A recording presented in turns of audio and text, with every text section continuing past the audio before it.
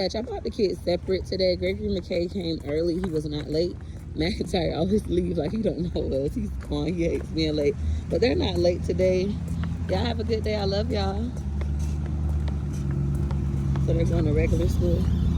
Program I don't have to sign them in. They're going to regular school. It's regular school hours. Wow, Gregory McKay got a dress code violation for his shoes and his pants. So I have to come bring him shoes and pants. This part's about having a child that's into fashion is that they always trying to push the envelope when they're at a school that requires uniforms. So that part's like, okay, you can say your fly stuff for the weekend, your chill stuff for the weekend. That part is hard.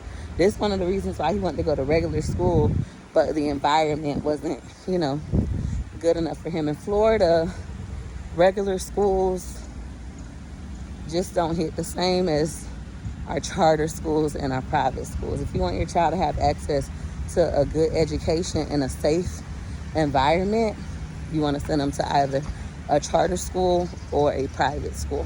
So I just got Gregory McKay stuff. He was in dress code violation, but he was emotional, like crying, because the officer at the school had told him he was lying about his shirt. Yesterday they went on a field trip to the University of Florida, and all the kids bought clothes because at this school you can wear any kind of college sweaters, jackets. So all the kids bought like sweaters from USF, and the school officer, who happens to be white, told my son that he was lying. He went on the school website. He doesn't see that shirt on USF. My son can't wear the shirt, etc. And it made Gregory emotional. So the principal had called me to the back office to talk to me about it, and she said she was going to deal with the officer and let him know, like, you overstepped your boundaries. That was none of your business. That is a USF shirt. He bought it yesterday. And then McKay was like, and Mom, other kids had it on, and he just kept calling me a liar, saying it's not true. And I just had to remind my son, like, we live in a predominantly white area. Predominantly white. Black male. And I always talk to McKay about stuff like that. Anyways, they're gonna see you differently. But what you have to do, one, don't be ashamed that you're crying. You're crying because you're angry and you don't like to be called a liar. Neither do I. Also, be proud of yourself, because even though the officer was calling you a liar and looking on the website and saying that the shirt wasn't on the website, etc., you held your composure. You didn't act out. You didn't cuss him out. I would rather you cry than start flipping out and being disrespectful. And then after that, I'll just let McKay know. Choose to make this entire day a bad day, or you can choose to make it a bad moment. Okay, I had a rough morning, but the rest of my day gonna be phenomenal. I'm not gonna let this officer make me feel away for the whole day.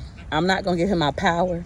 When I see him, I'm still gonna speak. I'm gonna make him like, damn, I can't break this little black boy. You can't break him, he mine. This to him in front of the principal. I talked about race. I talked about, having a bad moment versus a bad day, etc., in front of the principal. And she was like, I'm gonna deal with him. I'm gonna let him know he was out of bounds, blah, blah, blah, blah, blah. But I just want my son to know, like, you're gonna expect those things. It's so hard being successful in black, because in the hood, we talked about this yesterday on my TikTok. In the hood, you become a target. In the hood, literally, even my own family would pick on McKay. You're a nerd. You talk like a white boy. He talks so proper. He this, he that. They pick on him. They want to fight him and stuff like that because he's smart. Then when you go into the suburban area where you're in a predominantly white school, you always have that as well. You're a black boy, and then you have a mom with a bunch of kids. I got 7, finna have 9 kids. I'm pregnant with twins. So we kind of look like a stereotype. Then on top of that, I just had you late to school all the time. Thank goodness we're back on a schedule and things of that nature. So people already look at us in a negative light. So I try to explain that to McKay. But as we've been talking about lately, there is no white only pie. When Donald Trump just won, somebody was like, on Facebook, and it went viral, it was like, oh, tomorrow gonna be white only pie day. In my household, I teach my kids, there's no white only pie in America. This is America. There's only American pie. It's up to you to go get a slice. Don't let no white folks make you think that you don't belong. Don't let nobody trick you into thinking that you don't deserve to live in nice neighborhoods and you're not welcome and you don't belong. You belong anywhere in America. And in Florida, unfortunately, it is very segregated.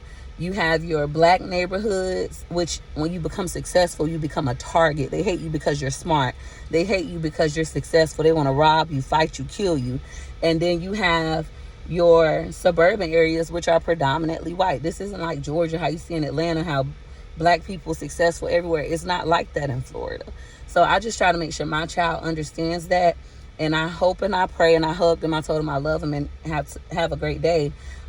He don't let this white school officer make him feel bad about himself, and he don't let that man break his spirit. You go have a good day. When you see him, be like, hey, officer, blah, blah, blah. Bitch, you can't break me.